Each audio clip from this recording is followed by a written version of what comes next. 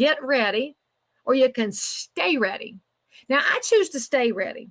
What staying ready means is that you never stop learning, you never stop planning, you never stop preparing, you never stop prospecting, you never stop the daily activities that add up to the reality that you want. If you're trying to get ready, that means you got to sit back and here we go. And y'all know how hard it is to get up out of your chair and get started.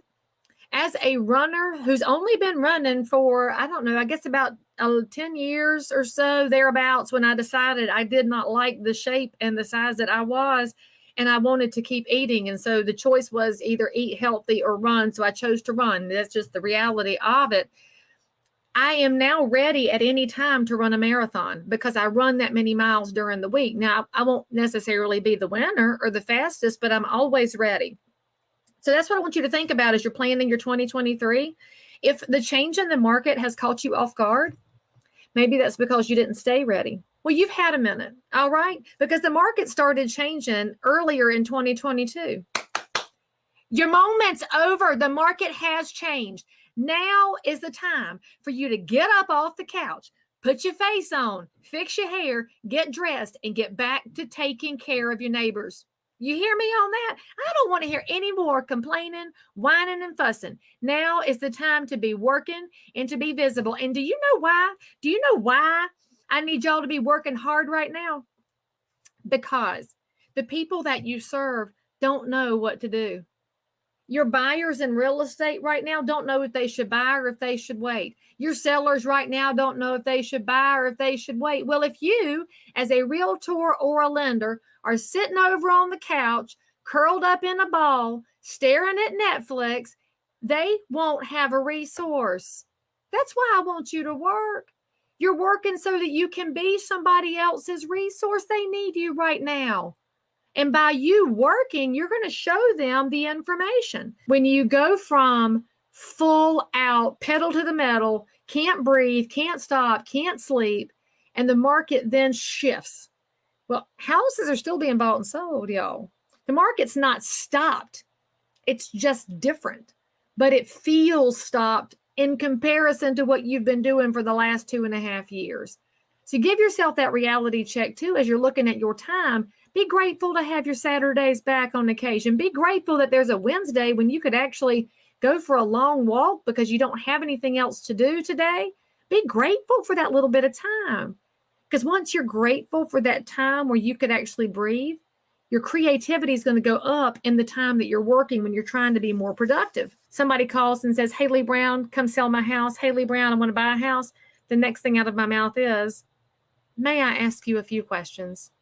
That's called permission-based marketing. That is the heart of what Seth Godin teaches, Godin. All of his books are realtor-friendly and lender-friendly. They're very short. And it will help you think about permission-based marketing, which is very important in a changing market. Because for many of y'all, the last couple of years, you didn't ask a lot of permission. You told a buyer, "Look, we can make an offer right now. We got 5 minutes. I got 45 offers. We got to hustle."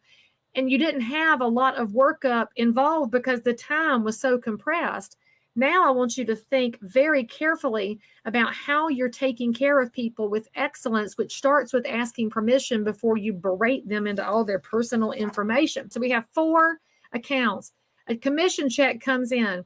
40% goes in your business account. This is your websites, sponsoring the Little League team. This is your brochures for listings. This is your Matterport tours, your professional photography. This is all the things you do to take care of your business. 40% of each check drops in here. Then you have a 30% account. This one is your personal account. This is your house payment, your car payment. And don't you be trying to put your car in your business account, by the way. Nice try.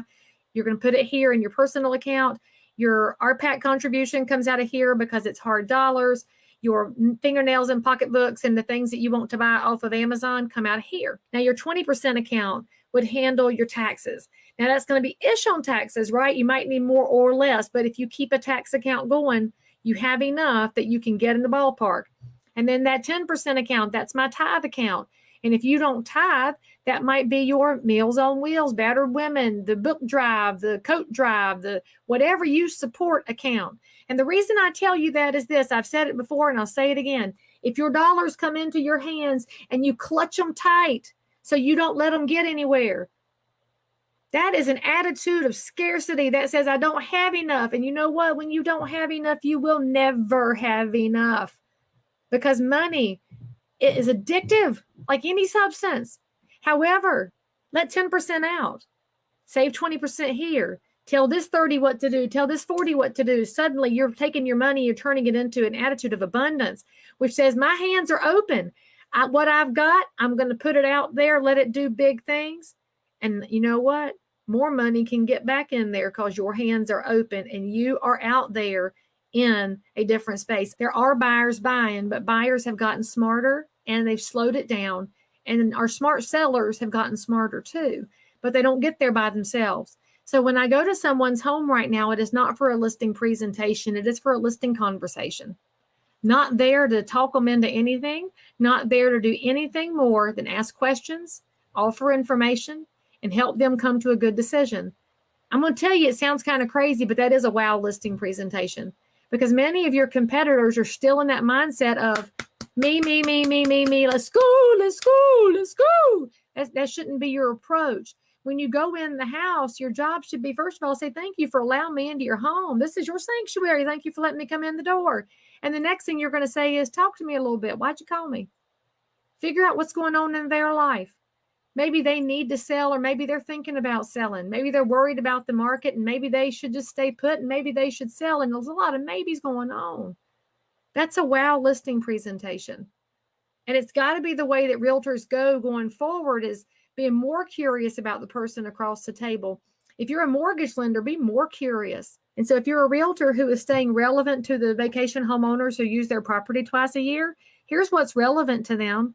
Upkeep, conditions during a natural disaster, a hurricane or an avalanche, or wherever part you are for vacation homes. Security is an issue. They may have an issue with squatters, depending on where you are. They may be evaluating Verbo versus Airbnb versus a full service property manager. Offer that kind of information. Talk to them about what's happening. I will tell you, where I have that house down in Brunswick County in North Carolina, they just did some work on the terminal growing. And before y'all start to laugh, and that's a coastal term, look it up before you start to giggling. And if I am a homeowner who does not know about the terminal growing project, well, that's a failure on behalf of the realtors prospecting. So think about what people had ought to know and don't know because you didn't tell them. Oh, I forgot to tell y'all. You know, I do a daily devotion because I got to talk to God a lot. We talk a lot, and I need to listen as much as I talk to him. But hey, last year I did Bob Goff's book, and it's been amazing. And I post that in my stories every day, so y'all can come along with me. This year's book is in your downloads. It's Truth for Life by Alistair Begg. And I actually really enjoy this. He wrote a leadership book that I've been reading. Actually, I'm on the 4th time reading it. So if you want to do it along with me, I posted that link so you can devote with me.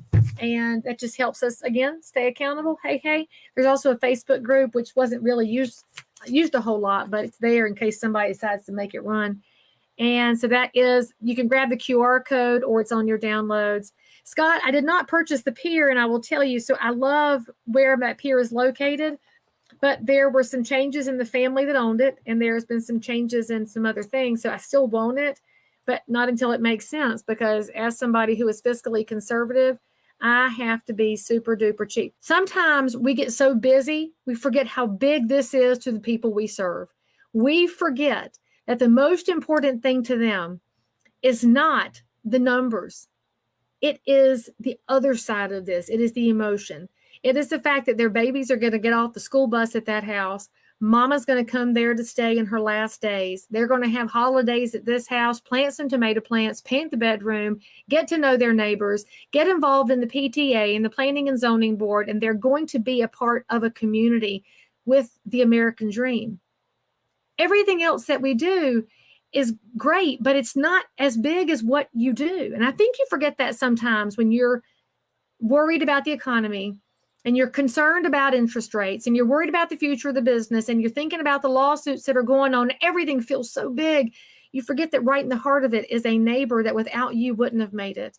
Because we still have neighbors in this country who have never owned a home, and they don't come from a history of home ownership. They don't know how until they find you. Every time you put out a social post and a marketing piece, and you pick up the phone and call somebody, and you take a class, and you go to a networking event, every time you do something, you're making your own little needle a little bit bigger.